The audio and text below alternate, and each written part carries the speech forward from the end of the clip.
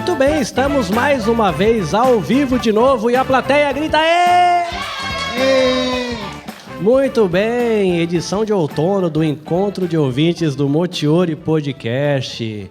Vocês estão contentinhos? Tá todo mundo bem? Sim! Cafezinho tava bom? Bolinho tava bom? Pãozinho tava bom? Muito bem. Bom, caso seja a primeira vez que você está vindo a este espaço, o nome deste lugar é Igreja Evangélica Vida Nova de Toyohashi. É uma igreja filha de uma igreja japonesa. Aí você fala, nossa, Carlinhos, mas vai gravar podcast dentro da igreja? Sim. Eu conversei com os japoneses, que são os pastores, né, a liderança da igreja, a gente explicou o projeto. E eles entenderam que, como é um projeto que fala de amar as pessoas e cuidar das pessoas, esse prédio poderia ser um espaço legal para esse tipo de conversa, com um psicólogo, né, uma pessoa responsável, em parceria com uma ONG, que é a Sabja.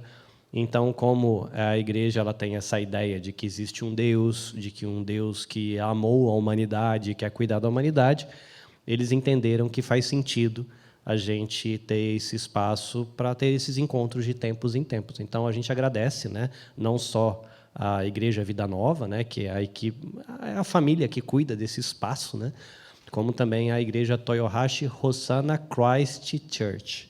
Apesar do nome ser em inglês, é uma comunidade japonesa que, na verdade, são os proprietários do terreno e do prédio que a comunidade brasileira usa, né? Aqui no prédio se reúnem apenas brasileiros, nos domingos de manhã e, eventualmente, sexta-feira e de sábado tem alguma atividade extra. Para acontecer todo esse rolê, né, além do prédio que foi cedido pela igreja japonesa, a gente tem também a parceria da NPO Sabja e o seu ilustre representante, senhor Irineu Jó. Olá, senhor Irineu, tudo bem? Olá, tudo bem. Palminhas por Irineu. Muito bem. É aquela hora que a gente tem que fazer uma chamada para a esposa para ela gritar uhul. Muito bem. A gente tem outros agradecimentos a fazer também. Um dos agradecimentos é para a BRJP Seguros, é um dos nossos patrocinadores, é uma empresa de seguros. Então, se você precisa aí de seguro de carro, seguro de moto, se você quer um seguro para, eventualmente, você pôr fogo na sua casa, né, que acontece de vez em quando, ou se você vai fazer uma viagem que é um seguro extra para um filho que vai fazer uma viagem para o exterior, ou mesmo seguro para o seu gatinho ou para o seu cachorro. Dá uma olhada lá nos serviços e produtos da BRJP Seguros. Frase de efeito, BRJP, está na BRJP, está seguro. Ah, que coisa linda. Muito bom. E aí fica aí o agradecimento. Esse encontro, especificamente, que é a edição de outono do Encontro de Ouvintes do Motiori, a gente tem outros apoiadores. Como, por exemplo, a nossa padeira, lá da JBJ Pães. Cadê o barulho? Muito bem. E a gente tem o apoio também da Eldorado Japan, que nos ofertou cafezinhos. Cadê o barulho? A gente tem apoio da equipe do Amor que Transforma, que, por conta de agenda, eles não puderam estar aqui, mas tem ali vários presentinhos muito carinhosos, que depois eu explico na hora do sorteio, mas é uma equipe que tem uma rede de apoio para mamães que têm filhos atípicos. Então, eles conversam com mamães que têm filhos que têm autismo, que têm deficiência cognitiva, que têm outros desafios, né? E aí é uma rede de mamães, e essas mamães elas nos ajudam, né, também para que a gente possa fazer aqui o nosso acolhimento. A gente tem o apoio do Artes da Rê. Cadê o barulho para Artes da Rê? Que é também hoje a tia do pão de laranja, do bolo de laranja, que fez muito sucesso no nosso cafezinho, muito bom. O pessoal da Intermodel, que é uma agência de modelos, a Patrícia, e ela nos presenteou com um ensaio fotográfico que a gente vai sortear hoje. Então, se você receber, você pode fazer o ensaio, ou você pode presentear esse ensaio para uma filha, para um neto, para um sobrinho, né? Então, a gente vai sortear isso depois. A gente tem também o apoio da Espirro de Minhoca, que eu acho maravilhoso, que ela faz trabalhos artesanais com crochê, que é os amigurumis, aqueles bonequinhos de crochê, muito fofo. Ela fez um trabalho muito bonito ali, a fim de demonstrar carinho no Setembro Amarelo, muito bom. E a gente tem também um presentinho que foi mandado pela equipe do Business Connection, né? A gente vai ter o evento daqui a alguns dias e o Business Connection cedeu 2 ingressos para a gente sortear no final do evento. Então, aí a chance de você levar para casa o ingresso, utilizar ou presentear uma pessoa querida aí com o ingresso. O tema do nosso bate-papo hoje é como lidar com traumas, perdas e decepções. A gente está em setembro. Em setembro, no Brasil, acontece a campanha do Setembro Amarelo. Se você não conhece essa campanha, é uma campanha anual que tem o objetivo de prevenir o suicídio. E, normalmente, antes do ato de tirar a própria vida, que é o suicídio, vem a ideação suicida, que é aquela, e se eu não estiver mais aqui? Se eu for embora, será que alguém vai sentir minha falta? Será que se eu não estiver mais aqui, será que meus problemas acabam? E essa ideia de não estar mais aqui costuma nascer na tristeza.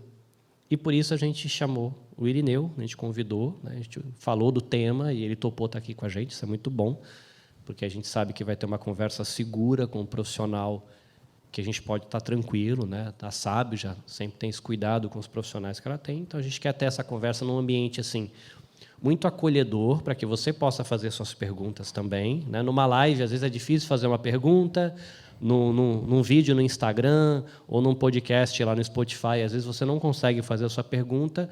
E o mais importante dos encontros aqui ao vivo é que, além de a gente conversar aqui, eu e o Irineu, você vai poder fazer a sua pergunta. Então, isso é extremamente importante também. Então, para entrar no tema, antes da gente falar dos traumas, das perdas e das decepções, que acabam muitas vezes sendo a porta de entrada para essa ideia do, poxa, eu não queria mais estar aqui. Senhor Irineu, sim, antes da gente entrar no tema, vamos lá. A gente tem uma perguntinha aqui estratégica, mas primeiro eu queria pedir a gentileza de você contar um pouquinho para a gente quem você é, para as pessoas conhecerem um pouquinho você, para depois eu fazer a pergunta difícil, porque todo mundo vai saber por que a gente escolheu você. Ok, vamos lá. Bom, meu nome é Irineu Jô, sou psicólogo da NPO Sabja, sou casado, tenho 3 filhos e estou aqui no Japão há 10 anos. Nós estamos em 2025, completei 10 anos trabalhando como psicólogo junto à comunidade, né? Sou do interior de São Paulo, Araçatuba, né? E sempre encontro, né, nos meus atendimentos alguém de Araçatuba ou próximo, né? Olha, mais quem é de Araçatuba é o que? Araçatubense? Exatamente. Poxa, aqui que trava-língua, hein? Exatamente. Esse sou eu que vos fala. Muito bom. Pergunta. E poeta também, né? E poeta nas horas vagas, né? Quem esteve aqui no último encontro teve a alegria de vê-lo declamando uma poesia que ele escreveu durante o episódio. O pessoal estava interagindo com ele guardando. A interação foi muito emocionante. Tocou o coração da gente. Mas vamos lá, Irineu. Quando a gente está pensando aqui em traumas, perdas e decepções, o que faz a gente olhar para a tristeza de uma forma um pouco negativa? Então, a primeira pergunta que eu tenho para você: qual é o lugar da tristeza e da desesperança na vida de uma pessoa saudável? Boa pergunta. Bom, tristeza é uma reação natural do ser humano. Aconteceu alguma coisa na nossa vida, no dia a dia, bom, demorou para chegar, a gente fica triste. É algo natural, não é, gente? Então, acho que todos nós estamos sujeitos a isso. É uma emoção. Tristeza é uma emoção natural que acontece de forma muito simples, né? E tem graus de tristeza, né? Depende da situação que nos acontece, mas tristeza entenda como uma emoção natural que acontece. E ela começa, dura e termina, né? Só que ela tem um papel importante, né? Ela serve para a gente... É um convite, eu gosto de dizer que é um convite para uma reflexão. O que aconteceu na minha vida nesse dia, nesse momento, nessa hora, né? E como eu posso lidar com isso? Como eu posso lidar com essa situação? Então, a tristeza é um convite, uma porta que nos convida a refletir sobre o que aconteceu com a gente, não só o que aconteceu, mas como eu lidei com aquela situação naquele momento. Então, tristeza seria isso, uma emoção negativa, é claro, mas que tem início, meio e fim. E quando, né, você fala da desesperança, né? Desesperança é o oposto, apesar eu esqueci até de comentar, mas as duas, tristeza e desesperança, elas podem, às vezes, estar presentes na mesma situação, num momento, uma, claro, com intensidades diferentes, né? Mas elas são realmente diferentes, né? A intensidade de uma é diferente da outra, porém, tristeza e desesperança elas não são iguais, né? Elas são antagônicas realmente. Então, o que é a desesperança? A gente poderia dizer que é uma reação também psicológica, emocional, porém, ela é mais profunda, ela é patológica, né? E ela se manifesta principalmente em transtorno como depressão, né? Acho que o exemplo é muito mais fácil, né? Então, por exemplo, hoje eu perdi uma oportunidade de trabalho. Eu fico triste, porque era uma oportunidade de trabalho, né? A desesperança é aquele momento em que eu olho para a vida e falo, tinha que ser comigo mesmo. Eu não tenho jeito. Nada de bom vai acontecer comigo. Eu não tenho futuro. Então, a desesperança é patológico. É um sentimento que eu desenvolvo, é um acreditar em que a minha vida não tem jeito, não tem solução, e arremete no que o Carlinho falou no começo. É uma porta de abertura que se abre para ideias suicidas. Né? Posso falar? Assim? Pode. Aqui a gente vai tratar com naturalidade para a gente poder conversar sobre o tema, senão a gente não consegue conversar. Sim, né? claro, né? Fica preso. Mas a esperança é isso, essa falta de sentido. Tristeza, aconteceu algo, eu fiquei triste. Desesperança é, minha vida não tem sentido, eu não vejo perspectiva, eu não vejo possibilidade, eu não vejo futuro. Então, são duas coisas diferentes, intensidades diferentes. Uma é natural, normal, que tem início, meio e fim, e a outra, apesar de pode ter um fim, mas ela é mais profunda, mais duradoura, mais patológica, ela realmente machuca, fere e causa mais sofrimento. Acho que basicamente seria isso. Nem toda tristeza é patológica. É fácil para quem está triste ou desesperançoso conseguir identificar quando a gente passa da linha daquilo que é natural do ser humano para aquilo que começa a entrar na área da patologia, da doença mental, ou é algo difícil para quem está vivendo perceber, é quem está em volta que percebe? Como é que a gente identifica essa linha para falar, poxa, preciso... Não é só uma questão de abraçar meu travesseiro e ter meu momento de chorar. Eu preciso de uma ajuda que vai para além disso. Como é que a gente percebe onde que para isso? É bem complexo mesmo, né? Porque a gente está acostumado a falar de tristeza de uma maneira tão natural e, ao mesmo tempo, tão patológica. A gente tornou ela uma doença e, na realidade, é uma emoção. Assim como raiva, a gente raiva, sente ódio. Né? Ódio é um sentimento, mas raiva é uma emoção.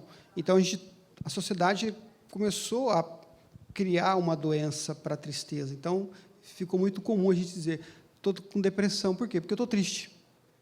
Então, realmente, a maioria das pessoas não consegue, a maioria de nós não consegue realmente identificar esse limite. Até onde é tristeza e até onde já é uma tristeza exacerbada, né? Ou seja, com um cunho patológico.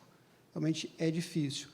Eu diria que, talvez, ter um pouquinho de sensibilidade, olhar para si, mas aí é uma questão que a gente só faz quando a gente busca uma terapia ou quando alguém sinaliza de fora, olha, você não está bem. Então, nunca vem da gente, às vezes, em primeiro momento. A gente diz, eu não estou bem hoje, eu estou triste, estou chateado, estou aborrecido. Mas quando essa tristeza, ela é muito duradoura, lembra? Ela tem um início, um meio e um fim. Quando ela é muito persistente, talvez seja o momento de eu parar e buscar uma ajuda profissional, porque nesse momento já não é uma tristeza, já é uma desesperança, já é uma melancolia. Então, esse tempo. Legal, você está falando da gente ter esse mergulho para dentro para se conhecer. E tem uma coisa que você falou aí que eu achei curioso, que raiva é emoção e ódio é sentimento. E quando eu estava vindo para cá, eu estava encafifado com isso, né? Porque a gente fala sobre sentimento e fala sobre emoção. E me deu a impressão de que emoções e sentimentos não são exatamente a mesma coisa. Se você puder esmiuçar um pouquinho, porque eu acho que como tem a ver com se conhecer e se entender, se eu conseguir dar nome melhor para aquilo que eu estou sentindo ou experimentando, talvez fique mais fácil eu me entender. Como é que eu consigo entender o que é uma emoção e o que é um sentimento? Muito simples. O sentimento é aquilo que eu sinto, aquilo que eu quero sentir, é racional. Emoção não é racional.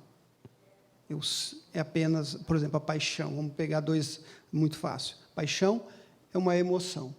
Eu me aproximei de alguém, comecei a conversar com alguém, começa a surgir o corpo, se apaixona. Então, isso é uma emoção, é algo biológico, né? O sentimento, quando essa paixão termina, vem o sentimento que é o amor. Eu quero amar essa pessoa, apesar das dificuldades, apesar das características, apesar dos defeitos. Então, sentimento é aquilo que eu me disponho a sentir. Eu sinto ódio. Ódio é um sentimento. Raiva é uma emoção. Então, a raiva, aconteceu alguma coisa, a gente fica com raiva. Passa. O sentimento, muitas vezes, o ódio não passa. Porque é um sentimento, porque eu quero carregar isso. Tem até aquela expressão de você nutrir o ódio. Exatamente. Né? Porque eu quero. Né? Por exemplo, o nascimento de um filho. Às vezes as pessoas não conseguem ter essa compreensão. Quando um filho nasce, a gente fala assim, a mãe, né, é interessante, a mãe fala assim, nossa, eu amo meu filho. Não. Como que meu filho acabou de nascer, eu posso dizer que eu amo? A gente começa a nutrir um sentimento de amor, de cuidado, que, claro, que vai se manifestar, ele vai se desenvolver, vai se tornar amor. Mas, naquele primeiro momento, o filho não pode olhar para a mãe e para o pai e dizer, te amo, papai, te amo, mamãe. Não dá. Então, é um sentimento, como no relacionamento. A gente se apaixona, emoção. Aquela coisa química do corpo, envolve química. E o sentimento envolve o querer. Acho que é muito simples. Legal. Você falou essa questão de namorado, de amor, de paixão, e às vezes a galera está na balada, rola aquele clima, olho no olho, beijo na boca, e termina com eu te amo, te ligo amanhã. Exato. Acabou de ver. Aí o que acontece é que no uso cotidiano, a gente acaba trocando as palavras de lugar. Né? Como você falou de usar uma palavra que tem a ver com um sentimento que precisa ser nutrido, para se referir a uma emoção ou colocar a palavra do lugar errado. E me parece que isso acontece também quando a gente está falando de trauma, que é também o nosso tema. Trauma, perda e decepção. É muito comum, por exemplo, fui na praia aquele dia, comi um croquete de não sei do que da praia, fiquei malzão o resto do dia com uma dor de estômago. Estou traumatizado. Fui não sei na onde, fui comprar um relógio não sei do que, estava o dobro do preço do que meu cartão aguentava, não passei vergonha porque não passou a taxa lá, estou traumatizado. E aí a gente usa muito a palavra trauma para essas experiências cotidianas. E aí, entrando na questão, então, do que seria de verdade um trauma, para a gente entender o que é um trauma, e depois pensar um pouquinho no segundo passo. Quando uma pessoa vive um trauma, que sentimentos costumam despertar? Emoções e sentimentos se despertam numa pessoa quando a pessoa vive uma perda ou uma decepção, para a gente tentar um pouquinho elucidar o que costuma ser encontrado no coração das pessoas quando elas vivem isso. Mas, antes da gente perguntar, seria interessante a gente entender direito o que é um trauma, já que a gente usa de um jeito meio errado no dia a dia. Né? Perfeito. É legal. Né? A gente faz muito isso, né? A gente usa os conceitos, né? Os conceitos muito errados em vários lugares, né? Trauma, a gente fala, tem dois tipos de traumas. Trauma físico, quando a gente machuca, né? Ou seja, uma fratura, então houve um trauma ali físico, acho que é bem claro, né? E tem o trauma psicológico, que também, quando a gente fala de questões emocionais, questões psicológicas, a gente está se referindo ao nosso emocional. Então, tudo vai ter um trauma emocional. Né? Então, quando a gente fala o que é um trauma, é uma reação psicológica do ser humano diante de um evento no passado ou naquele momento que aconteceu. Né? Então, imagine só que a gente está caminhando por uma rua e aí alguém vem nos assaltar, está de noite, está escuro, e coloca a arma na nossa cara e começa a nos assaltar, ou seja, é uma surpresa, é algo inesperado, a gente não estava, foi tão intenso aquela situação, naquele momento, né? Então, assim, o assalto é o evento. A minha reação diante desse evento, no caso, o assalto, pode vir a ser um trauma ou não. Quando acontece um trauma? Quando, naquele momento do assalto, ele é tão intenso, tão forte, que buga meu cérebro. O nível de cortisol, de dopamina, é tão alto, né, que eu não consigo resolver. Então, se naqueles segundos, naqueles momentos ali que está acontecendo um assalto, por exemplo, eu não me acalmar, a ansiedade não diminuir, eu não conseguir ter uma regulação emocional, vira um trauma. Por quê? Porque quando a gente está diante de uma situação de perigo, o que o ser humano faz? 3 coisas. Ele congela, ele luta ou ele foge. Mas o ser humano faz 2. Ele congela ou ele foge. Os eventos que acontecem, né, as experiências traumáticas, né, ou seja, as experiências como até então não era traumática, era uma situação comum. Então, tem um nível elevado de hormônio, que é uma forma do nosso cérebro nos defender o mecanismo de defesa, então ele nos deixa no estado de alerta, né? A gente entra numa questão uma parte mais neurológica, mas basicamente é isso, né? Libera essa carga emocional, né, no nosso organismo. Então, o que seria uma lembrança, uma memória normal, fatídica, triste de um dia, eu fui assaltado por um cara ali. Não, como eu não consegui, como a gente não consegue lidar naquele momento por alguma dificuldade, por alguma dificuldade emocional, por alguma situação, porque foi inesperado, ninguém está preparado para... Vou me preparar para ser assaltado. Isso não acontece. Então, foi algo muito intenso, muito forte, o que era para ser apenas uma fotografia, uma memória normal, é congelado e a gente fica preso naquele momento. Porque nós reagimos. Então, o trauma é a minha reação diante desse evento que aconteceu, no caso de um assalto, no caso de um acidente, sei lá, várias outras possibilidades aí. Então, essa reação negativa faz com que manifeste um trauma e eu carrego o quê? Lembranças negativas. E aí, por isso que, muitas vezes, por exemplo, a gente passa perto de alguém, sente o perfume, lembrança. A gente vê a foto, lembrança. Porque lembra que a memória está arquivada, não como algo natural, mas como um estado de alerta presente. O nível de cortisol fica, eu preciso ficar alerta o tempo todo. Então, estralou, surgiu um gatilho, a gente começa o quê? A reviver aquelas lembranças. Um exemplo muito comum, assim, acho que é legal dizer, imagine só, nosso filho, nossa filha, vai tocar uma borboleta. Aliás, imagine só, tente imaginar uma pessoa de 45 anos com medo de uma borboleta. É possível? É, né? Por quê? Porque criou-se um trauma. Essa criança, não sei que idade, ela foi pegar uma borboleta. E a mãe gritou, não, pegue, cuidado. A criança assustou. Não com medo da borboleta, com medo do grito.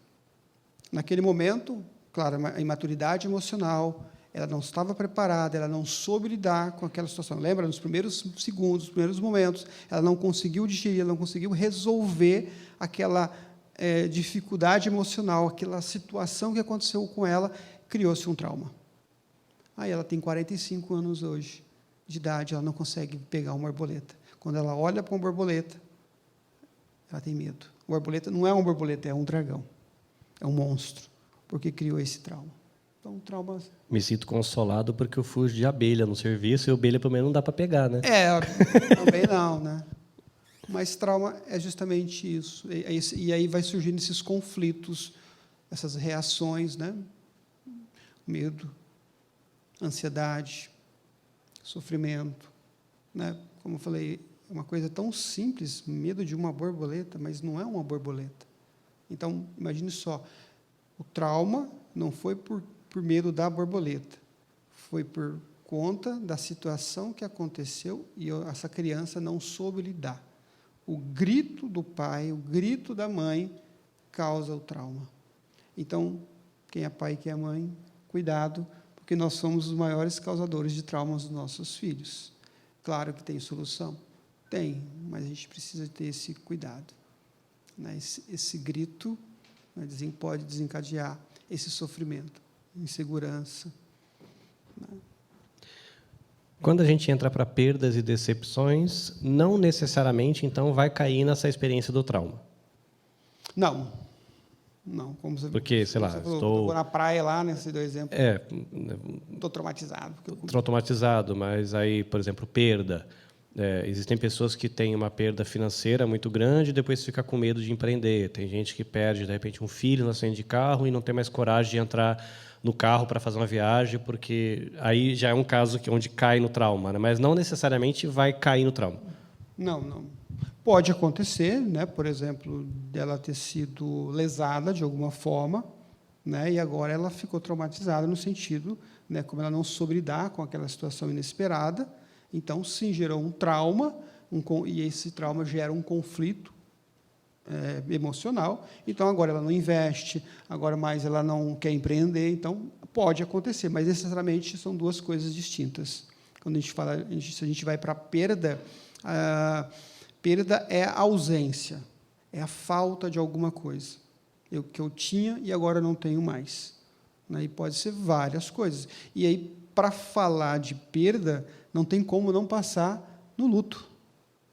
Né? Então, e quando a gente pensa em luto, a gente sempre pensa em pessoas. Não. Toda perda é um luto. Perdi meu braço num acidente. Posso não ter o trauma, mas eu tenho uma perda de um braço.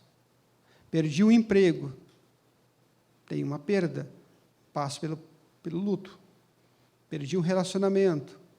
Perdi o casamento. Uma amizade. Emprego. Sei lá, uma frustração própria. Então, perdas. E tudo que é perda, nós não aceitamos. Se eu não aceito uma perda, luto. É interessante dizer que dentro, acho que você já deve ter ouvido falar, todos vocês, a gente vai relembrar, né, do processo de luto. Então, novamente, perda é a ausência de alguma coisa na minha vida, seja de um objeto, um braço, uma perna, o trabalho, uma pessoa, principalmente, é claro, né, uma perda significativa.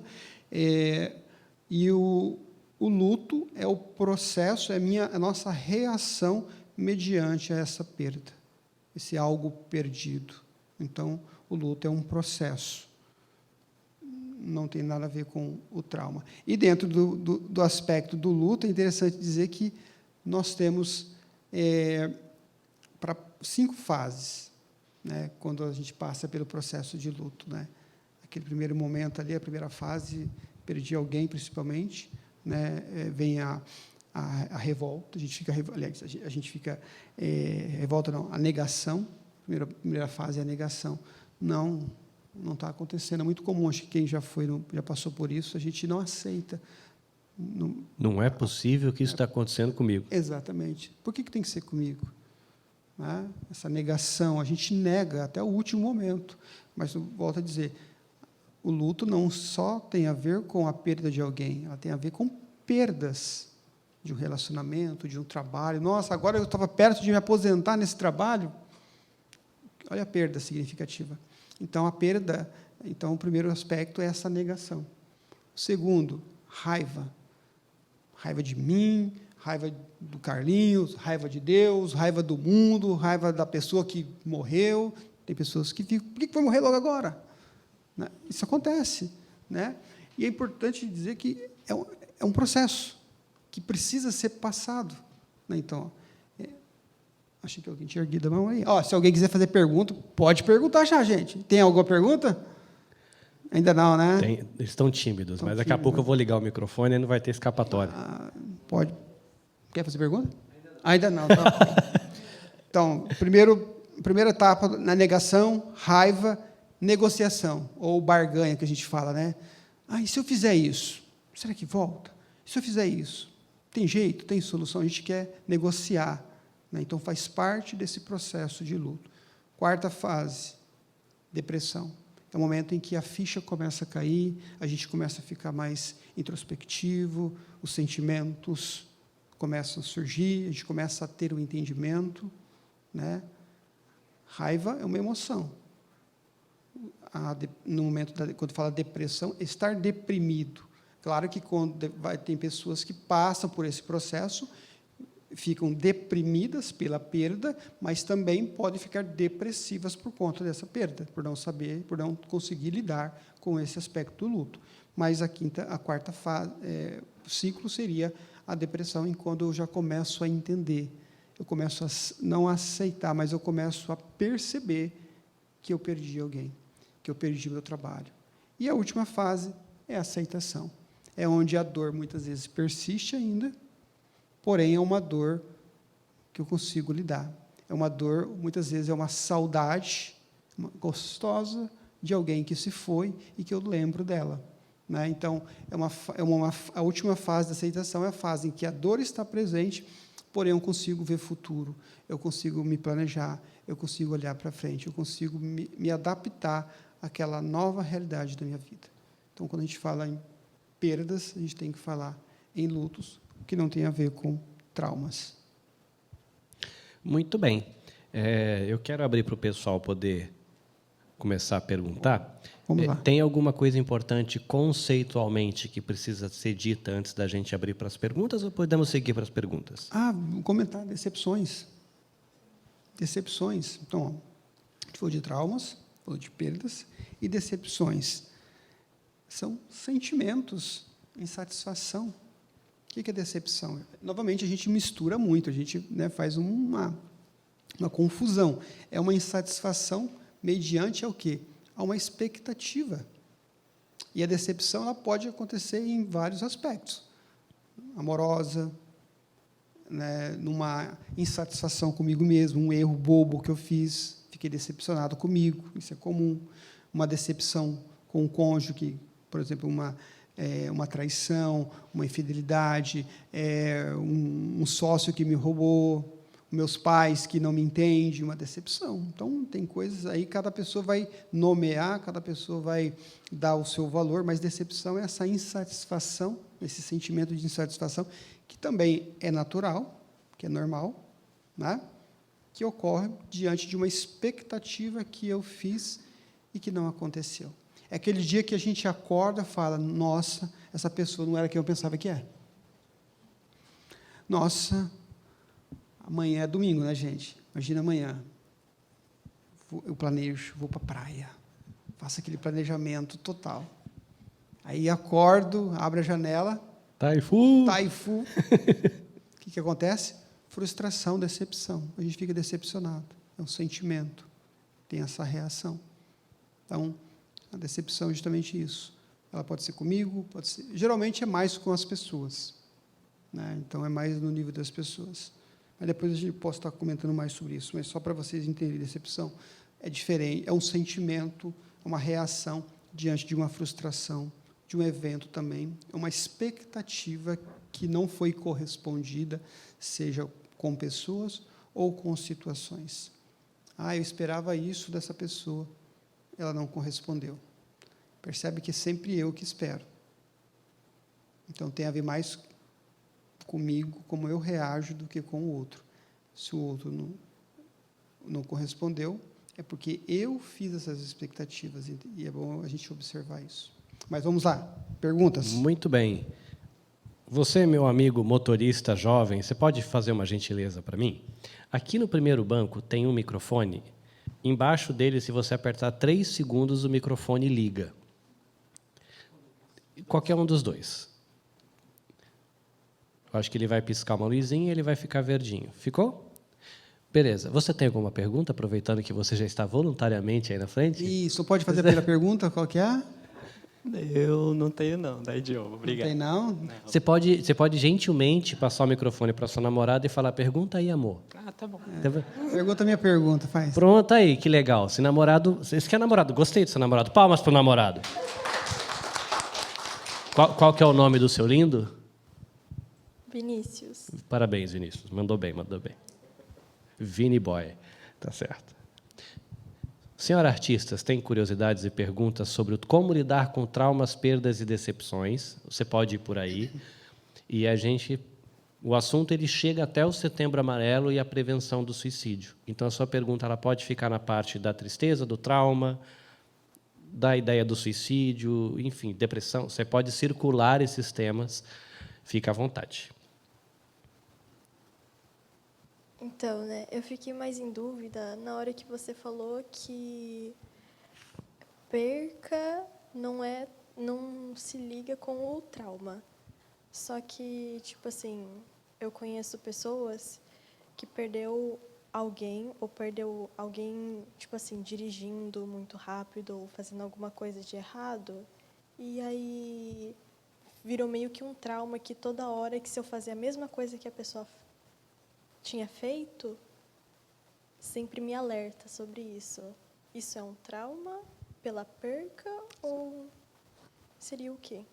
Você fala, a pessoa perdeu alguém por um acidente.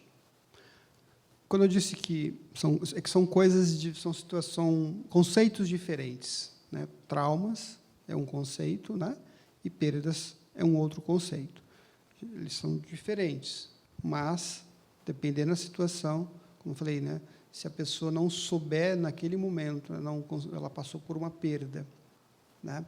E ninguém está preparado para perder. Nós não estamos preparados para perder ninguém e nada. Porém, dependendo do nosso grau de maturidade emocional, naquela situação, a gente consegue lidar de uma forma mais fácil naquele momento ou não. Então, isso pode vir a se tornar um trauma ou não. Então, respondendo a sua pergunta, pode sim. São coisas diferentes, são conceitos diferentes, mas a perda se eu perder alguém de acidente, pode ser que se eu não souber lidar com isso, pode se tornar assim um trauma, a ponto de eu não querer dirigir por conta de alguém morreu. Mas, só para dizer, é diferente. Só isso. Obrigada. De nada. Legal, muito bom. Próximo. E aí, jovem Mídias, de repente ai. chegou o microfone na mão da artista. Não vou chorar. Aqui é um lugar acolhedor e respeitoso e que tem ticho. Se quiser chorar, não tem problema. Não, estou muito feliz que eu consegui estar aqui hoje. Nós também. Né? E eu acredito que nada é por um acaso. A Tila ligou, você conhece a Tila Kawa? Conheço. Então, ela ligou para mim, falou que agora você que vai ficar alinhando, né? E aí eu falei assim, quando surgiu a oportunidade de vir estar aqui hoje, eu quis vir te conhecer. E o Carlinhos foi uma pessoa que passou pela minha vida e me fez muito bem. Então, eu quis estar aqui hoje, prestigiar o Carlinhos e tudo que ele vem fazendo para ajudar as pessoas. E o tema hoje, como lidar com perdas, decepções, né? Eu vivi tudo isso durante 6 anos. Eu tive acompanhamento do psicólogo Bernardo, que talvez você conheça. Sim. E por causa da pandemia, a gente parou, né? Só que, assim, eu tive muita ajuda. E hoje eu estou aqui mais para falar para as pessoas que, como eu, também tive esse pensamento de tirar a minha vida. Eu não queria mais ter contato com pessoas. E eu só queria morrer. Só que eu não sei, eu tive essa, talvez uma luzinha ali dentro, que falou para mim, Miriam, se você morrer, você vai resolver o seu problema? Não vai. Você ama a vida, que eu amo viver. Então, você precisa de ajuda. E foi onde que eu fui buscar ajuda. Meu marido, meus filhos. E eu pedi para eles me levarem. Procurarem alguém para me ajudar, que eu sabia que eu precisava de ajuda. Porque aquilo que eu estava sentindo estava me corroendo por dentro.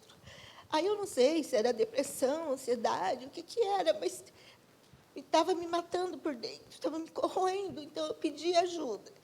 E eu consegui. Então, assim, eu estar aqui hoje, se eu estou chorando, não sei, às vezes as pessoas falam, se você chorar quando você conta a sua história, porque você não melhorou. Mas as minhas lágrimas, assim, são de vitória, porque eu sei que eu consegui, sabe?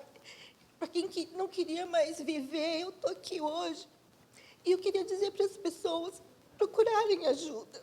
Que nem hoje vocês estão aqui, vocês estão ajudando, talvez uma ou duas, mas estão ajudando. Então, tem que ter esses movimentos, para poder ajudar as pessoas, porque as pessoas não sabem onde procurar ajuda. Infelizmente, tem muita gente que não sabe. Eu conheço muitas pessoas, né, que não sabem onde procurar ajuda. E hoje, aqui no Japão, a gente está tendo, a comunidade brasileira aqui no Japão está tendo mais oportunidade de ter ajuda.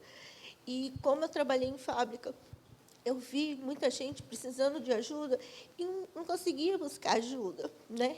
Então, isso que vocês estão fazendo aqui é muito bonito, porque ajuda muito, né?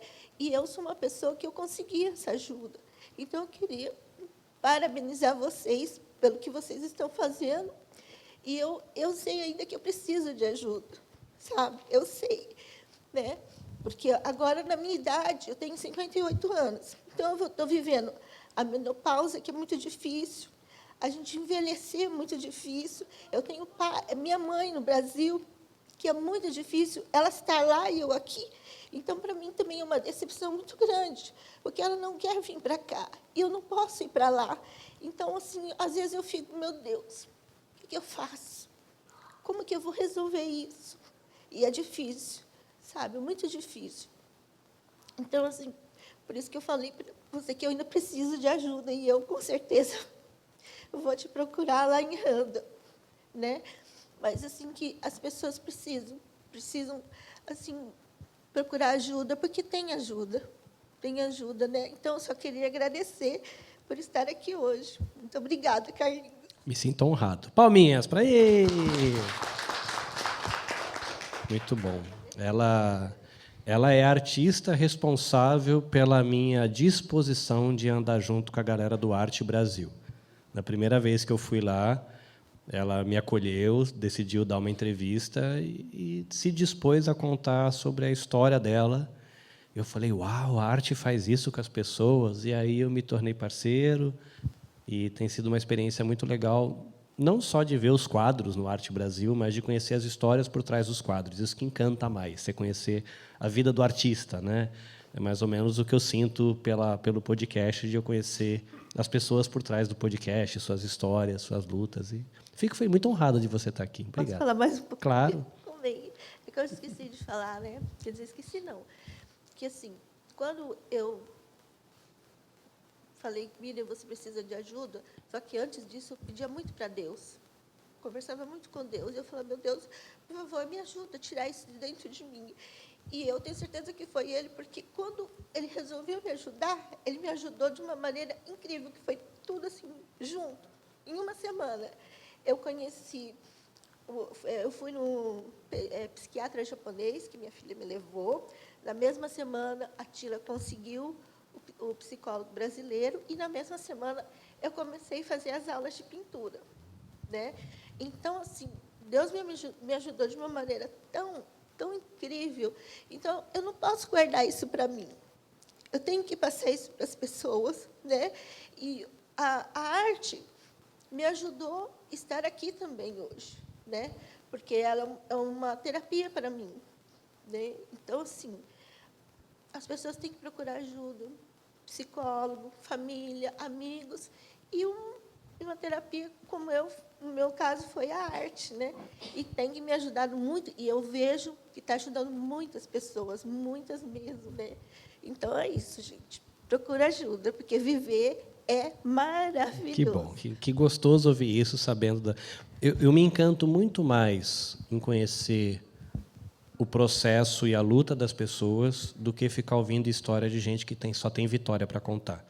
Porque eu acho a vida humana tão complexa que isso, para mim, não tem preço. De uma pessoa falar, eu fui lá, eu lutei, eu estou aqui lutando, mas eu acho que não está ainda inteiro, ainda vou correr atrás, mas estou feliz do que eu vivi até aqui. Isso é muito legal. Por isso que eu faço podcast, é para poder registrar esses momentos. Uma curiosidade, aquela bela obra que está ali é feita pelas suas mãos. Sim. Muito bom, tá vendo, gente? Vai ter sorteio de obra de artista. Mais perguntinhas? Pode levantar a mão, faz um oi, alguém tem? Ah, o tio Celso sorriu. Pergunta, tio Celso. Muito bem. Boa noite. Boa noite. Estou aqui para estar acompanhando o trabalho de vocês, que é muito excelente, que sempre vem participando. E, tipo, uma pergunta assim, como agir quando a pessoa está falando está tão triste, desanimada com a vida? Como a gente pode agir? O que fazer numa situação dessa? Sempre. Que responsabilidade. Primeiramente, né, você falou antes de responder a sua pergunta, né, comentando o que ela falou ali, né, desculpa as lágrimas, né? É que as lágrimas elas são importantes. Acho que a gente tem que deixar elas rolarem pela face, porque em muitas situações elas são a manifestação de palavras que a alma não pode expressar. Então elas são importantes, tá bom? Com relação à pergunta de o que fazer, é uma boa pergunta, né? Esses dias dia 13, eu estava na Unip falando justamente sobre isso, né? Sobre como acolher as pessoas. Então, a presença. Quando alguém precisa da gente, não necessariamente um psicólogo, mas o que eu posso fazer? Acolher. Estar presente naquele momento, né? Se a pessoa está aqui conversando, se eu estou aqui para o Carlinhos, ele falando e eu estou aqui. Tá. Então, o acolhimento é muito importante. Se a pessoa está triste, olhar nos olhos, olhar dentro da alma, estar presente naquele momento, deixar ela falar. Se for um conteúdo, né, como mês de setembro, voltado ao suicídio, eu não quero mais viver, minha vida não vale mais nada, né? Não ter palavras, o que dizer, né? É uma dúvida muito grande, o que dizer? Não dizer nada, apenas ouvir, né? Porque muitas vezes a gente cai na tentação de querer dizer, não, mas você é bonito, sua vida é linda, mas e o sentimento do outro? A gente não está validando o sentimento do outro, e a pessoa está, ninguém me entende. Você tem uma família linda, maravilhosa. Sim, ela tem, mas mesmo assim está pensando em suicídio. Você tem um bom trabalho. Sim, tem, mas mesmo assim está pensando em suicídio. Então, o que fazer nesse momento de tristeza? Apenas ouvir, mostrar para o outro, de uma forma sem palavras, eu estou aqui, pode contar comigo, para que essa pessoa dilua a sua angústia, porque o que ela está é angustiada. Falar sobre suicídio leva a pessoa a cometer suicídio? Não. Se ela já decidiu, você falando com você ou não, ela vai fazer. Então, falar sobre suicídio, deixar o outro falar, se for o caso da sua pergunta, né, ajuda a diluir essa angústia. Então, eu digo para as pessoas, ouvir é uma capacidade, né, de quem tem um ouvido bom. Ouviu.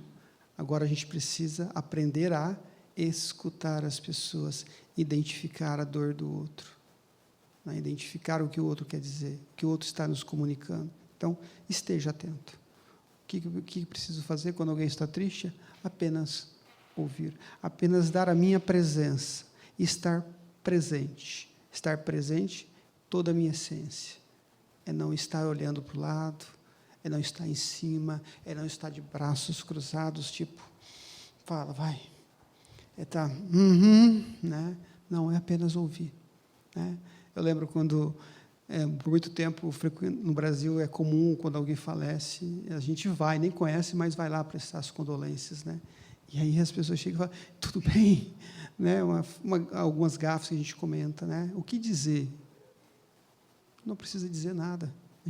A gente tem essa necessidade de querer dizer coisas para as pessoas. Nós não precisamos dizer nada. Apenas dar um abraço. Porque esse abraço pode estar dizendo tudo. Eu estou aqui com você. Então, basicamente, é isso. Um abraço, uma escuta ativa. Vale mais do que 1000 palavras. Obrigado. Muito bom. Perguntas? Fique à vontade. Boa noite. Boa noite. Lineu, Oi. você falou sobre a pessoa ter medo de insetos, né? De borboleta, né? A minha filha tem muito medo de libélula. E eu não sei porque ela tem, né? Aí, nesse caso, como é que poderia ajudar ela a superar, assim, por exemplo, ela não gosta de ir em parque, por causa de que se tiver libélula, ela sai correndo. Aí, nesse caso, como é que eu posso ajudar ela a não ter mais medo de libélula e borboletas também? Quantos anos ela tem? Agora ela está com 15, mas ela continua com medo. Já 15, né? Está com medo de um bichinho, né? São conflitos, né? São traumas, né? O ideal seria que ela fizesse terapia para poder identificar quais são os gatilhos porque isso surgiu. Né? Eu disse que, na maioria das vezes, somos nós pais que passamos os traumas. Lembra quando eu falei da borboleta, deu exemplo, né? Que o pai ou a mãe grita, não mexa! A gente só nasce com 2 tipos de medo inato. Medo de altura e medo de barulho. Então, o grito causa medo. Todos os outros medos que nós temos são aprendidos. Então, ela aprendeu a ter medo desse bichinho de alguma forma, de alguma maneira. Então, a melhor forma é que ela pudesse estar fazendo terapia para poder identificar, primeiramente, né? E aí a gente já até entra aqui como lidar com isso, né? Primeira coisa é fazer terapia para poder entender como que esse meu medo, né, esse trauma, impacta na minha vida social, na minha vida emocional, criando dificuldades no dia a dia. Então, o ideal realmente seria que ela fizesse terapia para poder identificar quais são as dificuldades que ela tem. Ok? Ok, obrigada. Eu vou fazer um adendo aqui para te ouvir sobre algo, porque eu já ouvi dizer, nessas questões onde acontece um trauma, e esse trauma gera um gatilho de um medo, nem sempre é racional, né? Como você imagina um adulto, que nem eu fujo de abelha, seja abelhinha ou abelhão, eu não gosto. Imagina eu amarrado com o cinto de segurança na empilhadeira quando vem uma sussurro-bate em cima de mim, o meu desespero. E eu sei que eu entro num estado de pânico, e às vezes eu tenho até medo, porque eu estou passando do lado de caminhão, mas é um negócio que não se controla. No meu caso, ainda é um bicho que, se picar, dói. Né? O que, para algumas pessoas, justifica e para outras não, porque você vai no parque e está cheio de abelha lá, os japoneses comendo onigiri não está nem aí. Então, para eles, é completamente normal. Nem sempre o medo tem um quê de racionalidade, né? Ou esse estado de alerta que surge por causa do trauma de uma borboleta, uma libélula. Eu tenho um amigo meu que é adulto e ele chama a esposa para resolver coisa com barata. Ele chamou o Tantocha para tirar uma aranha da casa dele porque ele não dá conta. É um homem casado e ele não consegue. Ele simplesmente trava. Ele falou, não consigo estar na mesma sala com a aranha. Só que quando você olha, fala, poxa vida, mas você tem 50 vezes o tamanho dessa aranha, você conseguiria resolver. E não tem uma conexão não tem uma explicação lógica, né, para essa reação que o corpo tem, né? Sim, não é racional, né? Como você falou, se a gente fosse usar a lógica, o racional, a gente ia dizer, é só soltar o chinelo em cima da aranha, acabei com o problema. Mas não é. E o medo é um mecanismo de defesa, né? Só que tem 2 tipos de medo. O medo natural, normal, que é esse mecanismo de defesa, que é aquele medo que sinaliza, olha, cuidado, atenção, é aquela luz vermelha do semáforo, né? Ou começa a luz ali laranja primeiro, que acende a luzinha, depois o vermelho, né?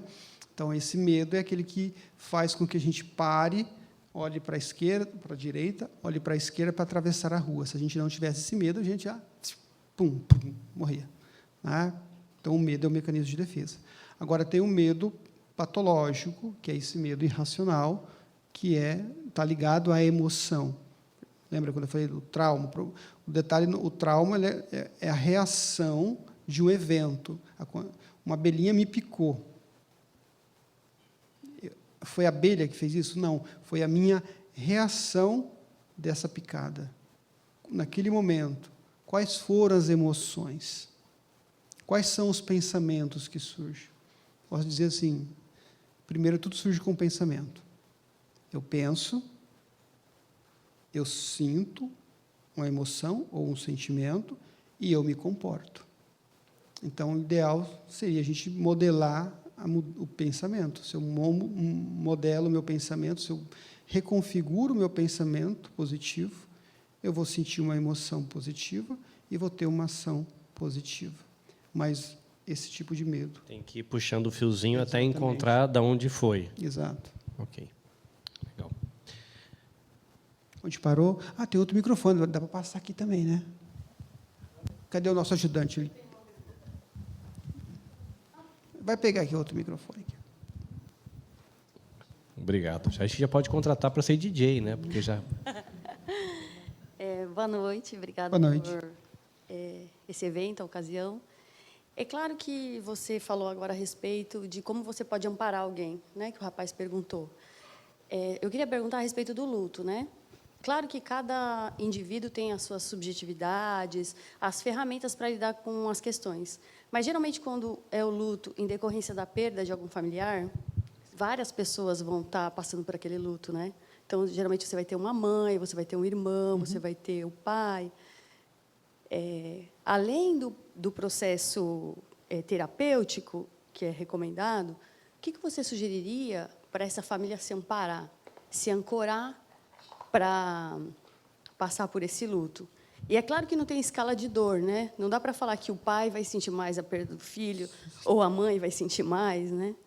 Mas como que dá para essa família, enquanto estrutura, se organizar para que eles possam, de uma melhor maneira, se ouvir, se amparar e tentar lidar com essa situação do luto? Para além disso, eu queria complementar perguntando das cinco fases de luto. Certo. Se, na sua experiência clínica, você acha que tem pessoas que ficam oscilando nos 5. Ah, sim. Deixa eu começar a responder pela última pergunta. Quando a gente fala em 5 fases, não quer dizer que vai seguir certinho. Tem pessoas que não passam pelas 5 fases. Tem pessoas que passam mais de uma vez. Então, tem pessoas que passam muito rápido. Como você mesmo mencionou, cada pessoa tem uma forma de lidar com o luto, né? Não é porque eu não estou chorando que eu não estou sentindo. Tem pessoas que estão em pranto. Naquele momento, a gente fala, nossa, parece que a vida dela acabou junto, morreu junto. De repente, aquele choro é uma forma dela lidar muito mais fácil do que quem está segurando. Então, cada pessoa, dentro do aspecto de luto, tem a sua vivência própria. Mas, respondendo a sua pergunta, é bem pertinente. Acho que, quando se trata de família, acho que a família tem que se unir mais em torno disso. Falar abertamente, né, sobre os seus sentimentos. A gente pode estar falando sobre os nossos sentimentos. O que eu estou sentindo? Quais são os sentimentos? Quais são as emoções que eu estou sentindo diante daquela minha perda? Né? Porque, às vezes, a gente se fecha, não querer falar. Claro que, na fase do processo de luto, na depressão, a gente acaba ficando mais introspectivo. Mas, nos primeiros momentos, a família se une em torno disso. Né? A família, ou, se não tem um familiar, buscar alguém que eu possa falar das minhas emoções, dos meus sentimentos, que eu possa compartilhar a minha dor, claro, de preferência para alguém que queira ouvir, e que esteja disposto para ouvir. Mas também eu mesmo me validar, eu entender de que está tudo bem de sentir raiva, porque tem pessoas que, às vezes, falam, não posso sentir raiva. Né? Por exemplo, que as pessoas que, às vezes, têm uma fé, têm uma religião, e elas vão para a terapia e falam, não, eu não posso sentir raiva, é pecado. Mas está dentro do aspecto. É importante. Né? Eu estou com raiva de Deus, eu não posso. Então, isso acaba agravando. Então, no processo terapêutico, a gente usa essa fé, né, como uma ferramenta importante para a pessoa aprender a lidar com isso. Então, validar as nossas próprias emoções, entender que está tudo bem de eu sentir raiva, de eu ficar revoltado, de que eu possa sentir estar ansioso, de eu não querer trabalhar amanhã. Né? Então, são todas situações que eu posso estar fazendo para poder me ajudar. Me permitir passar por isso. Tem pessoas que falam, não, eu não vou chorar. Não, chorar, a gente tem que chorar. Se está com vontade de chorar, se permitir chorar. Se você não quer chorar na frente de alguém, vai num canto e chora. Né? Então, por exemplo, faz 7 anos que meu pai faleceu. Né? E ele estava no Brasil. E esse ano, sei lá, por algum momento, por algum motivo, por alguma química do meu corpo, eu fiquei mais sensível. Então, quando eu lembro dele, eu fico mais melancólico. Então, assim, eu estou me permitindo vivenciar. Então, é um aspecto, está resolvido? Está, mas é aquela saudade, aquela lembrança. Né? Isso eu estou dizendo que já passou 7 anos, mas se é algo que aconteceu, se permitir chorar, se permitir sentir, se permitir passar por essas situações, falar abertamente dos nossos sentimentos, buscar procurar rede de apoio, como você mencionou, se é uma família, que a rede de apoio seja família, mas se não tiver a família, buscar amigos, buscar o pastor da igreja, buscar principalmente o psicólogo também, né, onde, como foi o caso dela, né, para falar, né, ela mencionou ali que buscou ajuda, que ajudou bastante, né, então, assim, essas coisas ajudam bastante, né, também cuidar do corpo, buscar, eu sei que é difícil pelo momento, mas buscar fazer um exercício físico, uma alimentação saudável, porque se eu estou com o meu corpo saudável, isso ajuda no meu emocional também. Então, são situações muito do cotidiano que ajudam muito, né? E cada pessoa vai passar pelo luto de uma forma diferente. Na faculdade, eu lembro que, quando eu estava na faculdade, é até interessante dizer isso, eu participei fiz um curso sobre lutoterapia, né? E um dos vídeos que me chamou muita atenção é que era um filme e o pai, ele estava doente, acho que ele estava com câncer terminal, e aí ele chamou todo mundo, né? E foram para um chalé, era um filme canadense, e eles foram para um chalé, e ali ele se despediu da família, fizeram um banquete, uma festa, né? Então, naquele momento, aquela passagem não foi algo triste, foi a maneira deles, de cada um, lidar com o luto de uma forma, deixar uma memória alegre. Claro que isso estava acontecendo antes, mas tem muitas culturas que, quando alguém falece, eles festejam, porque aquela pessoa foi importante na vida. Então, cada um pode encontrar o seu próprio caminho com a ajuda de um profissional. Então, acho que tem muitas coisas que dá para ser feita, mas realmente o ideal, se está com muita dificuldade, é principalmente buscar uma ajuda terapêutica. Obrigada. Boa noite, doutor. Boa noite.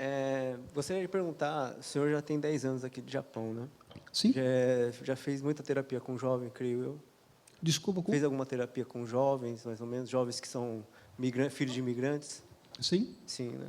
A dificuldade sobre a língua, que o senhor pode falar? Sobre a língua? Sobre a língua, né? A própria falta de compreensão do próprio português e até mesmo imersão do japonês, né? Como é que se expressa se você não consegue ter 100% de uma ou de outra? Como é que faz? Que conselho para os pais, por exemplo? Você fala no processo terapêutico ou você fala de forma geral? De forma geral, no processo terapêutico, o quanto isso atrapalha o senhor ou quanto pode ser feito para pessoas nesse caso, né? Olha, as pessoas, os adolescentes que eu conversei, apesar de ter uma dificuldade, eu falo muito simples, né? Vocês percebem que eu falo muito simples, procuro falar muito simples. Falta vocabulário para mim, então não tem problema, né? Então, eu nunca tive problema nenhum, né? Assim, nunca encontrei nenhuma dificuldade. Claro que tem uns ou outros, mas a gente consegue lidar muito bem com isso, né? Tem uso lúdico, né? Agora, de forma geral, acho que aí vai depender de cada núcleo familiar, como que a família vê isso, né? Tem realmente, assim, a gente já falou até em outros eventos atrás sobre essa questão, né, da questão cultural, né? Então, como cada família... Agora, aí hoje eu chamei nela, vamos lá para o evento, né? Ela perguntou assim, com quem mãe vai? A avó Gil, a Sônia e a Mieko. Então, ela tem...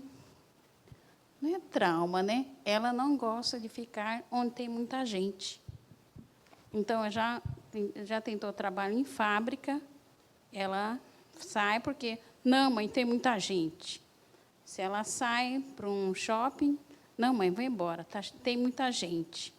Então, aí eu falei, então você trabalha com o que você gosta. Então, ela não assumia isso e não queria, achava defeito nos desenho que ela fazia. Aí, esses dias, né, eu conversei com ela direitinho, você gosta de fazer isso? Eu falei, gosto. Então, ela começou a dedicar ao desenho. Né? Dá uma foto, ela desenha. E, assim, como fazer para ela deixar isso e ter mais contato com as pessoas? Difícil. Difícil responder. Ela tem 20 anos, né? Não. Então, nessa fase, no tempo da escola, na 5ª série, ela pegou e cortou os braços. Porque ela já vinha desde o começo, ela sempre desenhou, então ela tinha um destaque na escola. Aí, com o tempo, as amizades, né? Aí começou a virar, né? Como ela sempre destacava, ela sempre era a melhor aluna, né, da classe, ela sempre destacava. Aí foi que deu aí ela cortou os braços 2 vezes, passou a fase difícil, né, de não querer sair de casa, só ficar dentro de casa. E agora ela fica dentro de casa, mas ela assim, mãe, eu gosto do que eu faço, né? Mas eu quero que ela tenha contato com pessoas, né? Isso é importante, né? Que ela se relacione com pessoas, né? Nós vivemos em sociedade, precisamos nos relacionar. Eu diria, a primeira coisa, não forçar. Né? Realmente, como ela tem 20 anos, então o ideal é que ela faça terapia. Né? Ela fala bem o português? Fala português, japonês e inglês. Então, ela tem 3 línguas aí que ela poderia estar fazendo terapia perfeitamente. Né? Pode estar escolhendo entre as 3. Mas o ideal é que ela realmente faça a terapia. Para mim, fica difícil aqui dizer o que você deve fazer, porque eu não sei qual seria o diagnóstico dela. Possivelmente pode ser uma fobia social, né? Ou seja, transtorno de ansiedade está muito claro, né? Porque se você falou que ela se cortava, ela não gosta de estar em lugares que tem pessoas, são características de quem tem ansiedade. Né? Então, pode ser uma fobia social. Mas aí teria que estar investigando para a gente poder identificar qual que é realmente o diagnóstico dela, qual é o caminho para poder trabalhar. Nesse caso, não seria um trauma, né? Mas sim uma fobia social, ou um TAG, por exemplo, um transtorno, né? Também uma outra patologia da ansiedade, né? Mas, principalmente, ela precisa de fazer terapia realmente para que eu pudesse afirmar e dar alguma dica, porque, assim, só você falando não teria como, né? Pode ser uma depressão também, né? Como você falou, que ela se cortou, não sei qual a intensidade do corte, de que forma que isso aconteceu, em que momento, né? Você falou que ela se destacava na escola, então pode ser que ela sofreu edema, então não sei se isso aconteceu, né? E aconteceu, né? Então, realmente, assim, ela não está sabendo lidar com essa situação que aconteceu. Né? Então, ela precisa realmente, de maneira talvez até urgente, fazer terapia. Terapia, né? Sim. E qual terapeuta procurar? O psicólogo? Qual, cara? Tcharam, Qual, né? tcharam. Ligue já! Olha, eu poderia dizer né? Mas, assim, claro, é que terapia é uma coisa muito pessoal, né? Com aquela pessoa confidente, é a pessoa que eu vou compartilhar a minha vida, né? E eu sou a pessoa que sabe da vida de todo mundo, né? Só não posso contar, né? Mas sei da vida de todo mundo. Então, assim, é difícil dizer qual terapeuta, né? Realmente, assim, diferente do médico, tem que haver identificação. Ela poderia ligar para mim, por exemplo, fazer terapia comigo, e, de repente, vai ter a química da terapia e fluir. Ou, de repente, ela vai dizer, eu não gostei, e ela se identificar com outra pessoa. Então, é importante ela começar com alguém. Obrigada. De nada. O que eu já ouvi em relação a essa questão de terapia, além da questão da abordagem, né, que pode ser vários tipos de abordagens diferentes, mas tem pessoas, por exemplo, que tiveram uma relação muito difícil com o pai, então não conseguem se abrir com homens mais velhos.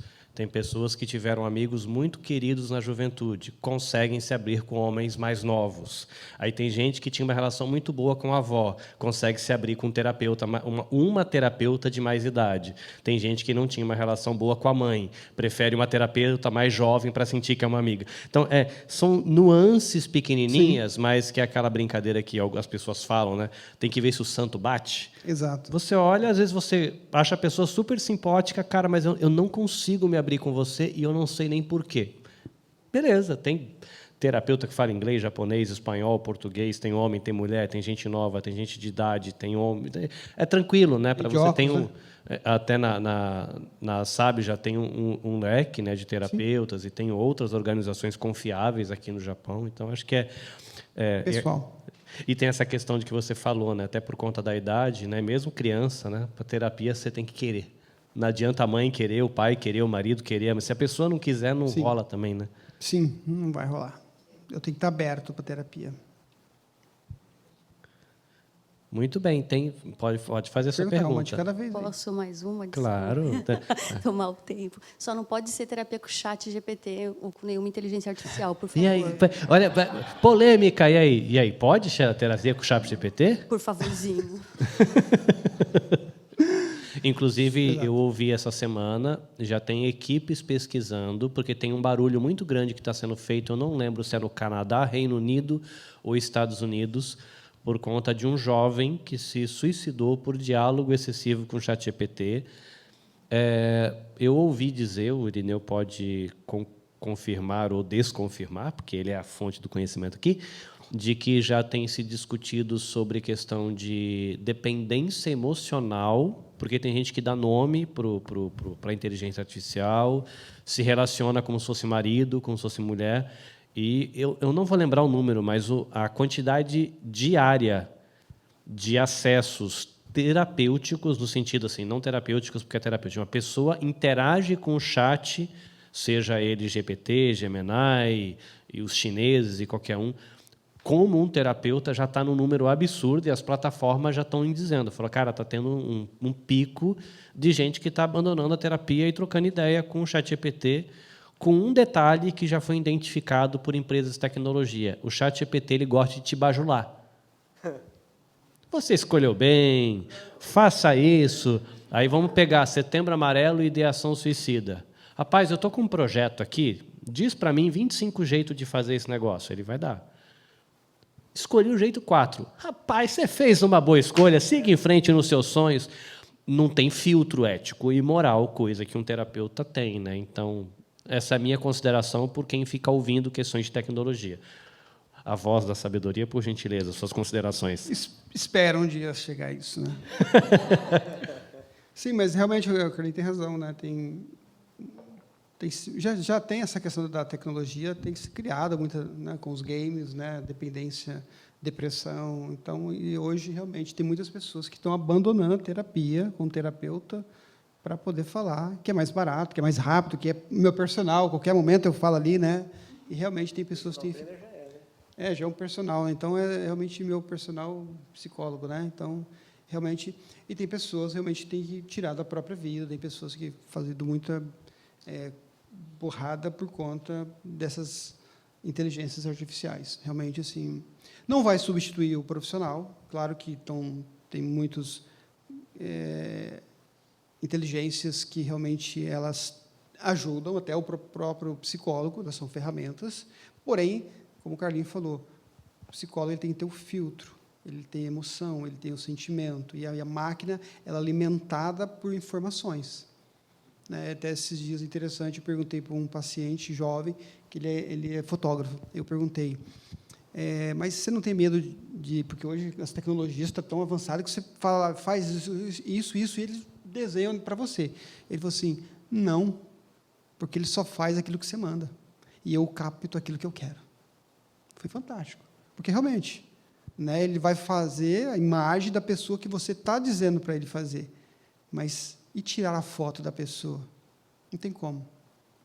Né? Então, realmente, com relação ao psicólogo, vai ser a mesma questão. O psicólogo não vai ser substituído. Acredito que vai ter esse boom que está tendo, pessoas vão ficar doentes, estão ficando doentes, estão buscando isso de maneira desenfreada, porém, os consultórios ainda vão prosseguir. Espera, né? Minha profissão espera, né? Sabe já, ligue já. Assim. Muito bem. Gente, como está chegando perto das 9 horas, a gente está com 1h20 de episódio, provavelmente. Eu vou abrir para mais 2 perguntas, pode ser? Mas quem não fez, né? Quem não fez, quer fazer. É a hora. Lá no fundo. Dá Lá. licença, boa noite. Boa noite. Pode. Eu só vou contar uma experiência minha, Pois não? de passado, né? Eu também passei por terapeuta ali no Centro Internacional de Arte, aqui mesmo, né? Eram sessões gratuitas, eram 10 sessões gratuitas, né? E foi muito bom naquela época, né? Eu precisava bastante. E, na época, também, minha filha pequena, também com problema de relacionamento escolar, e eu também tentei levá-la na psicóloga, né? E, inclusive, era uma japonesa que falava português. Infelizmente, ela estava muito doente e acabou falecendo no Brasil.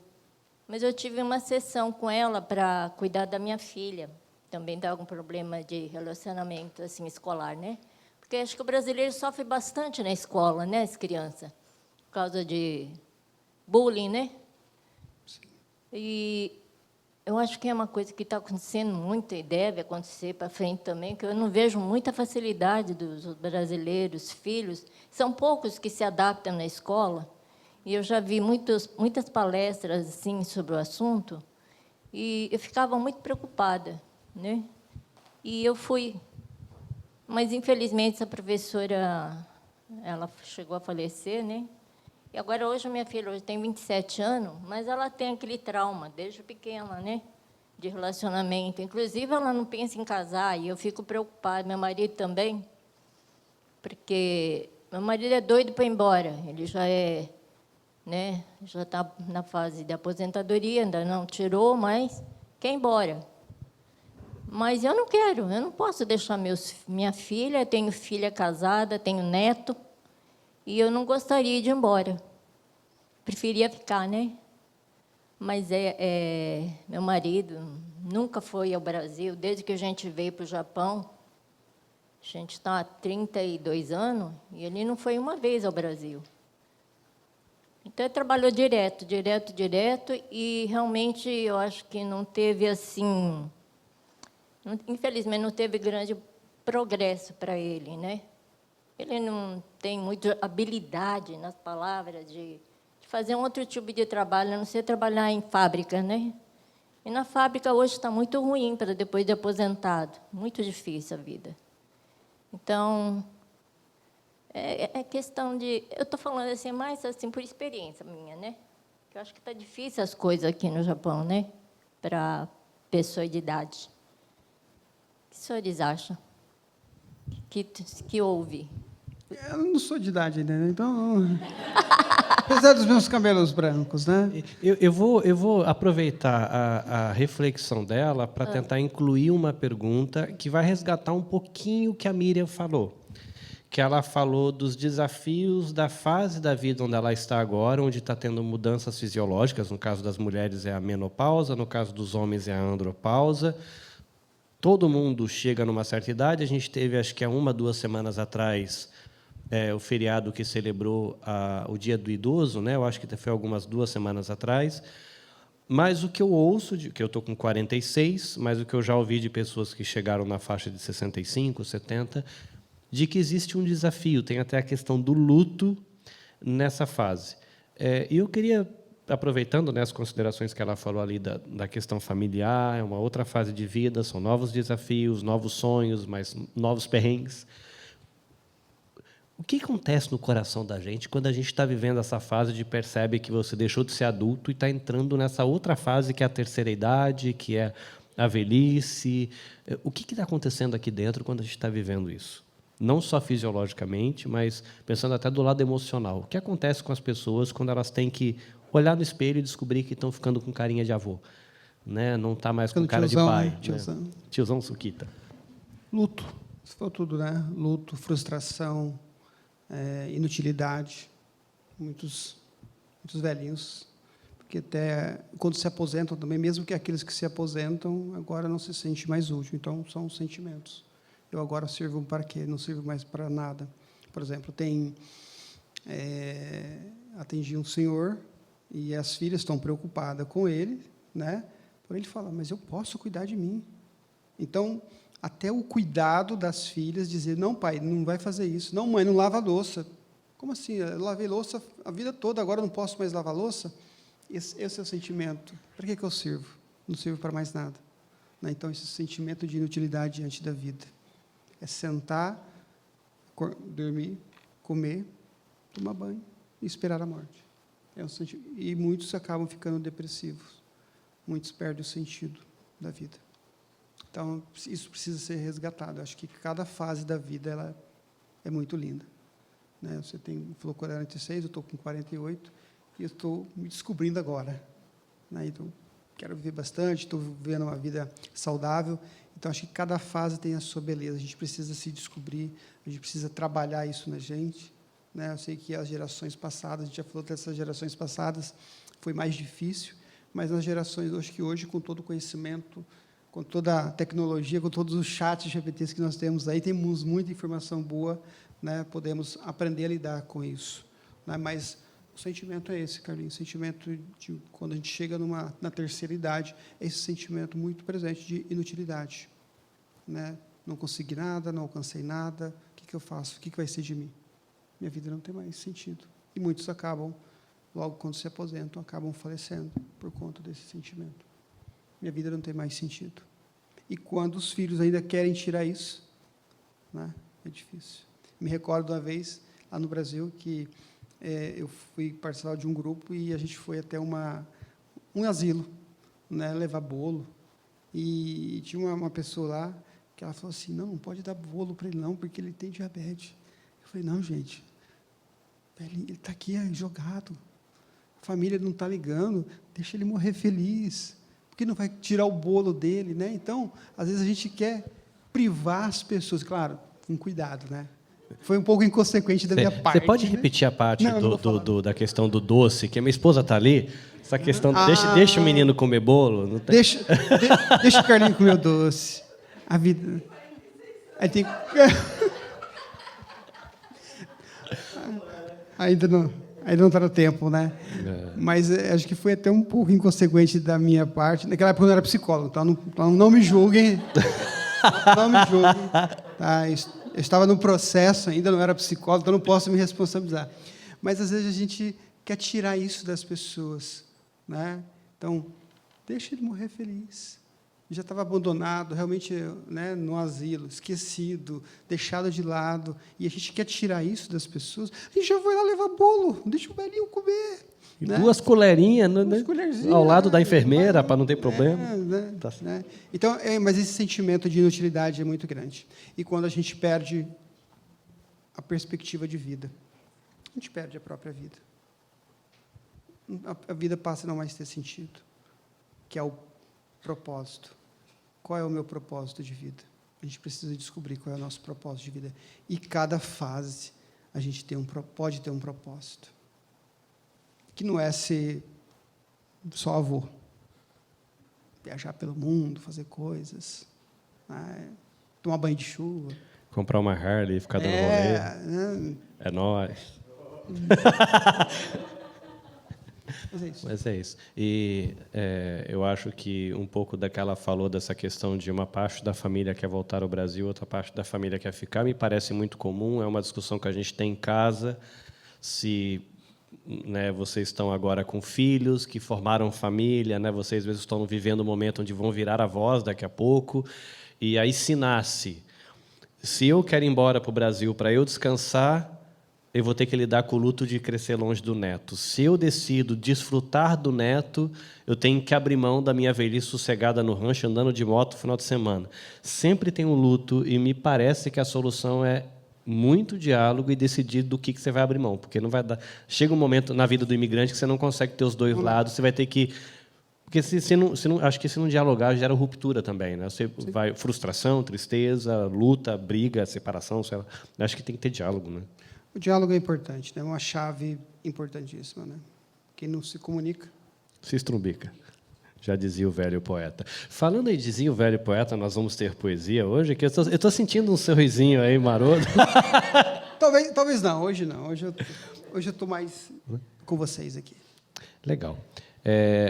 Para mim, se eu cumprir a minha promessa, pois não?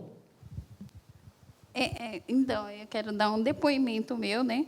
Sobre serviço, porque a nós vem aqui e fica muito ligada à fábrica, né? Eu, com 60 anos, eu fui mandada embora da fábrica. Então, o que eu fiz? Se eu fui mandada embora da fábrica, eu vou procurar outros serviços que eu gosto de fazer ou outras possibilidades, né? Que eu acredito. Então, hoje eu trabalho no hospital, consegui esse emprego depois de 60, sou auxiliar de enfermeira, não tenho curso. No Brasil, eu só tenho ginásio. Não falo bem Nihongo. Então, por quê? Eu falei, eu acredito em mim, eu tenho que procurar outra chance de fazer outra coisa. Então, assim, tem vários lugares que aceitam pessoas de mais idade, mas que é preciso falar o Nihongo. Não precisa falar o certinho. Porque eu trabalhei já num Dom, do Dom, aprendi todo o serviço lá de dentro, comecei a fazer o caixa. Eu saí porque no hospital falaram assim, você não pode fazer baito. Então, assim, é a gente acreditar na gente, que a gente tem capacidade de fazer outras coisas independente da nossa idade. Então, lá eu tenho as meninas lá que são... A maioria são filipinas, que trabalham comigo, e a maioria é nessa idade, né, de 50, tem outra lá, tem 63 anos. Então, assim, você vê possibilidade em outras coisas, né? E você não ficar ligado só à fábrica. A fábrica vai ser isso. Fez 60, está te cortando. Então, esse é meu depoimento. Muito bem, palminhas! Porque depois dos 60 ela vai trabalhar no que quer e vai poder comer doce. Muito bem. Meu querido Irineu, muito obrigado por ter estado com a gente. Poderia estar agora comendo filé de picanha, mas obrigado pelo seu tempo. Eu queria pedir a gentileza de você falar sobre o seu trabalho, onde as pessoas te encontram, fala um pouquinho da Sabja, onde encontra informações. Vocês estão me vendo aqui, né? Vocês me encontram aqui. Vocês vão me encontrar através da Sabja, né? Então, ali está o telefone, o contato, o e-mail, tem o cartão, tem o código ali, o QR Code, estamos no Facebook, no Instagram, então, tem vários lugares que vocês podem estar, se alguém quiser, buscando o Sabja, e, claro, se quiserem meus serviços, estarei ali à disposição de vocês, para essa escuta ativa e acolhedora. Tenho certeza que eu não sou o melhor, mas sou aquele que escuta bem, sem escutar. E uma das coisas que eu aprendi na faculdade foi, o psicólogo ele tem 2 ouvidos gigantes, né? Apesar que eu gosto de falar, mas eu também escuto bastante. Então, a Sabja está ali, ela tem outros profissionais também, né, que pode estar oferece serviços de qualidades. Claro, melhor é eu, mais disputado. Minha agenda é cheia. Inclusive, amanhã eu estarei trabalhando, só para vocês terem noção. Não paro. Tá? Mas fiquem à vontade. Se não for para vocês, indique, porque realmente assim os depoimentos de vocês dá para perceber que terapia é muito importante. E eu já fiz terapia também, né? Aliás, faço terapia todos os dias e eu aprendo com cada paciente meu. Cada paciente é uma terapia para mim, né? Então, terapia é muito importante. Eu gosto de dizer que terapia ela é preventiva do que curativa. Eu vou hoje no psicólogo para não ir amanhã no psiquiatra. Okay? E é gostoso, né? Alguém que pode falar mal do marido, da esposa e do filho, e o psicólogo está te ouvindo, falando, não vai te julgar nunca. Não é maravilhoso? Muito bom, muito bom. Palminhas para Mr. Irineu Joy, para a Sabja. Quero aproveitar também para reforçar o agradecimento aqui para a equipe da Vida Nova, JBJ Pães, BRJP Seguros, Eldorado Japão e o nosso saboroso café, Amor que Transforma, Artes da Rê, Intermodel, Espirro de Minhoca, que maravilha, e Business Connection, que ofereceu para a gente o material que vai sortear. E temos também sorteio de quadro da dona artista Miriam. Muito bem. A gente encerra aqui a gravação do nosso episódio, edição de outono do Encontro de Ouvintes do Motiori. Se você ainda não é ouvinte do Motiori, está aparecendo aqui pela primeira vez, é só jogar no Spotify ou no YouTube, Motiori. Se você for procurar no YouTube, você pode procurar também por Nabecast, que é o nome da produtora, e vai ter uma playlist com os episódios do Motiori, apesar de que no YouTube tem outras cositas más também. Né? Se você tiver interesse de participar, se você é empreendedor, quiser fazer anúncios, se você, enfim, você pode entrar em contato com a gente, que a gente vai fazendo parceria. Se você é empreendedor, quer apoiar o que a gente faz aqui, você pode oferecer produtos para sorteio, você pode entrar com patrocínio para o evento, falar, Carlinhos, eu não sou empreendedor, mas eu quero ajudar. A gente sempre deixa um envelope, uma caixinha ali no fundo, onde a pessoa pode fazer uma contribuição voluntária para o cafezinho do próximo, né? A JBJ Pães, ela praticamente doa o serviço dela e os pães. A gente costuma sempre oferecer uma ajuda de custo para os empreendedores que vêm aqui oferecer alimento, mas a galera, eles patrocinam o rolê, né? Então, se você quiser que a gente traga mais pessoas, você pode também fazer uma contribuição voluntária, não tem valor. Se você for empreendedor, você pode oferecer item ou mesmo anunciar e patrocinar o episódio, e isso é muito bom. Então, a gente encerra aqui. Até o próximo episódio do Motiori, mais que palavras, transformação. Até a próxima. Até a próxima. Sayonara. Sayonara. E agora você pode dizer assim: eu gravei podcast na minha vida.